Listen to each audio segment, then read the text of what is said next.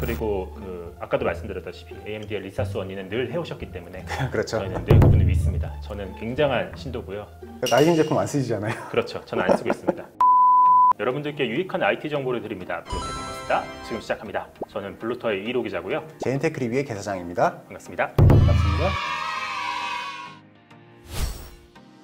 사장님 지난 6월 1일에 예. 그때 엄청나게 큰 대규모 IT 행사가 있었잖아요. 아, 그렇죠. 컴퓨텍스 말씀하시는 거죠? 그렇죠. 컴퓨텍스라는 행사인데 저는 사실 잘 몰랐는데 이 행사가 글로벌리하게 되게 좀 중요한 행사이기도 하더라고요. 그렇죠. 매년 되게 중요한 행사이기도 하고 기술적인 부분에 대한 발표가 좀 많은 행사이기도 하죠. 네, 많은 회사들이 나왔고 실제로 많은 이야기들도 나왔는데 예. 그 중에서도 가장 주목받는 회사는 AMD였던 것 같아요. 그렇죠. 뭐 거의 첫 스타트를 끊어주기도 했고 컴퓨텍스 하이라이트였죠, 거의. 그렇죠. 그래서 저희가 컴퓨텍스 AMD 키노트에서 어떤 내용들이 나왔는지를 간단히 정리하면서 이게 PC 시장에 전반적으로 어떤 영향을 주는지에 대해서도 간단히 이야기를 해보겠습니다.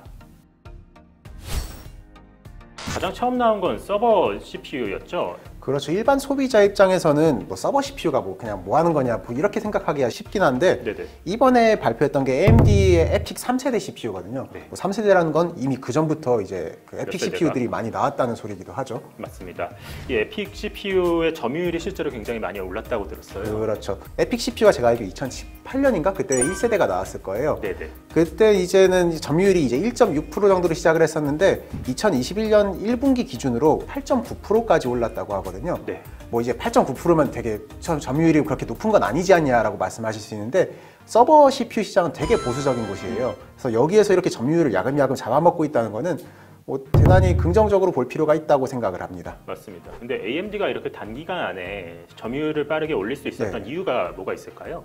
사실 성능하고 가격이죠. 뭐 그냥 간단하게 요약을 드리자면 네. AMD가 기본적으로 이건 아시는 분도 아시겠지만 칩렛 구조이기는 해요. 네. 이걸 러프하게 설명하자면은 CPU를 구성하고 있는 코어 있잖아요. 네. 그 코어를 이제 뭐 따로따로 찍어낸 다음에 그거를 조합을 한다라고 보시면 되는데 코어가 되게 여러 개 있는 멀티코어 구조를 만들기 유리하고 그리고 분량이 나도 수율이 높다는 거예요. 버려야 되는 게 좀 적다라고 보시면 될 것 같아요. 네네. 그것 때문에 높은 성능의 멀티코어 CPU를 비교적 저렴한 가격에 만들 수 있다는 게 장점인데 결론을 말씀드려 서버 시장 같은 경우는 순간적인 속도가 빠른 것보다 되게 많은 빅데이터를 한꺼번에 병렬적으로 연산을 해내야 되잖아요. 네네. 그러니까 멀티코어 성능이 높은 게 더 유리하고 그리고 대규모로 사용하다 보니까 가격이 아무래도 좀 중요하죠. 이게 뭐 코어 하나 살 때마다 수천 달러짜리 물건이니까 그래서 그런 점들 때문에 서버 CPU 시장에서 되게 큰 주목을 받고 있다고 보시면 되겠습니다. 근데 AMD에서 에픽 3세대를 만들어가지고 실제로 퍼포먼스를 측정해 보니까 인텔보다 상대적으로 좀 더 좋은 결과가 나왔다고 AMD는 홍보를 하고 있잖아요. 그렇죠.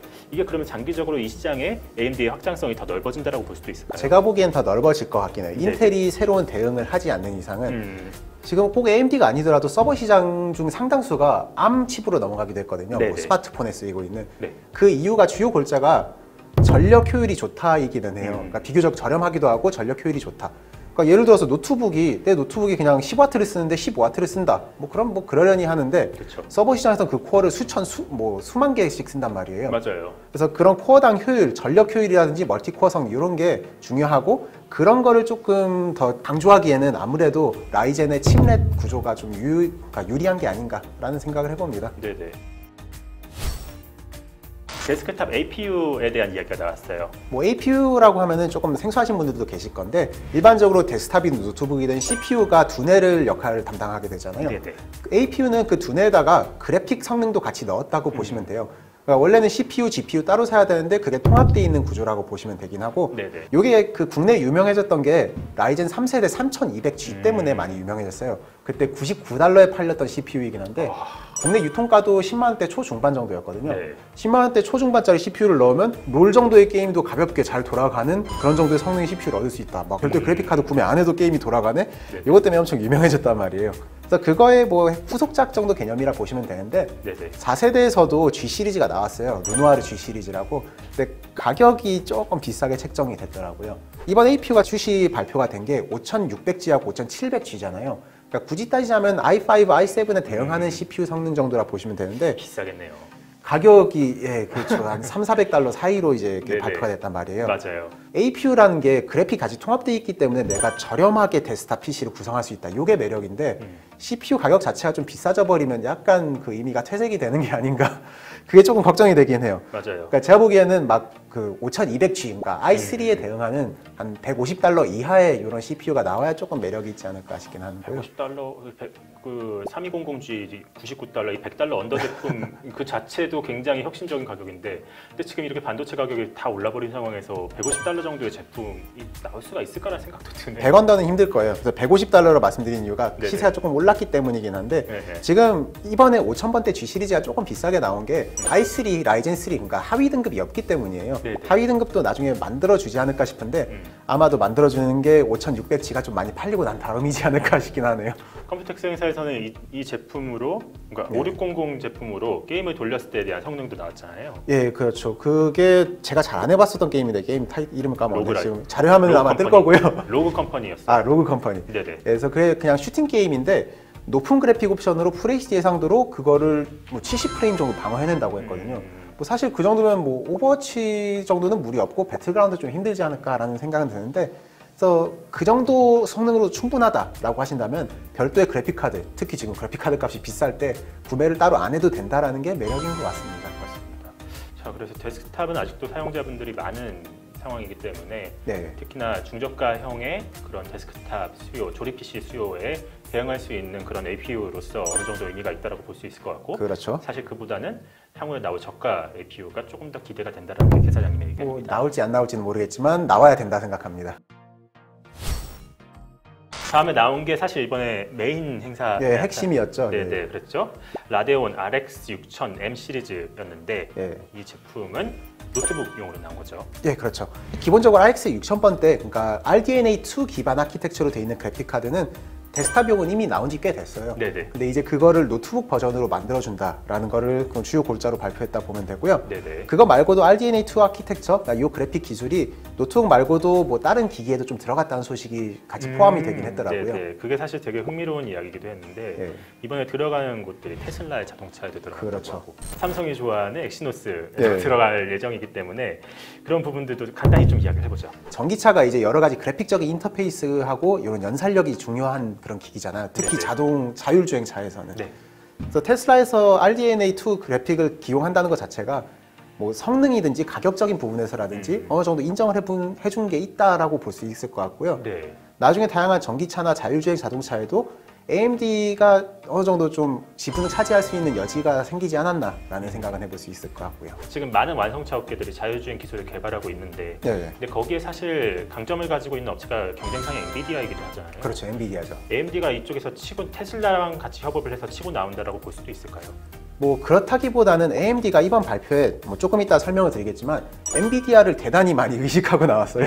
지금까지는 약간 우리는 인텔을 때려잡겠다 이런 식으로 발표를 많이 했는데 네네. 이번에는 우리도 엔비디아한테 꿀리지 않는다라는 걸 많이 강조하고 싶었던 것 같고 네. 그래서 그런 노력의 일환으로 테슬라하고의 협업도 발표를 했던 게 아닌가 싶습니다. 삼성 엑시노스에 들어가는 그 소식도 네. 사실 어떻게 보면 되게 흥미로운 소식이긴 해요. 그렇죠. 이건 발표 내용에서 뭐 10초 동안 그냥 짧게 RDNA2가 엑시노스 그 CPU에도 들어갑니다. 이렇게 네네. 얘기하고 끝내긴 했는데 맞아요. 국내 사용자들 입장에서는 대단히 반가운 소식일 수밖에 없죠. 그럼요. 특히나 엑시노스의 약점이었던 GPU 그리고 AMD는 그동안 놓고 있었던 네. 그런 AP 시장에 들어갈 수 있는 그런 발판을 마련했다는 점에서 양자가 어느 정도 서로의 보완점을 타협하면서 수익성을 개선할 수 있는 그런 기회를 마련했다는 생각이 드는 것 같아요.